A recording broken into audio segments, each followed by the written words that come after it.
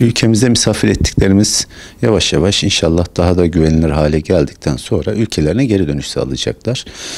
Tabii ki burada da bir ciddi yoğunlaşma var. Yani şehrimizde de ciddi bir nüfus var. Bununla alakalı 50 bin civarında konutta ikametgah ediyorlar.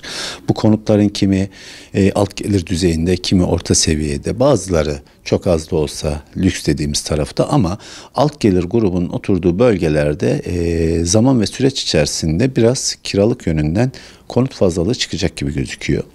Bu bizi çok mu etkiler? Hayır, çok etkilemez. Şehir zaten kentsel dönüşüme endeksli bir şehir. Aslında oradaki nüfusların azalması dönüşümün de önünü açacaktır. Bu bağlamda çok tedirgin olacak bir durum yok.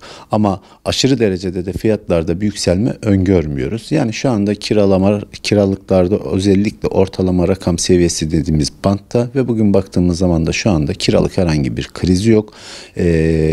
Misafir ettiğimiz misafirlerimizin gidişiyle de dediğim gibi alt grubun oturduğu bölgelerde biraz konut fazlalığı ortaya çıkacaktır.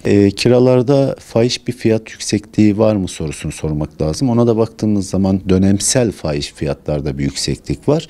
Ama tabii ki boş kalacak konutta bu sefer çoğalma başlarsa doğal olaraktan mülk sahipleri fiyatı aşağı kırarak bir an önce gayrimenkullerini kiraya verip oradan kar elde etmek isteyecekler.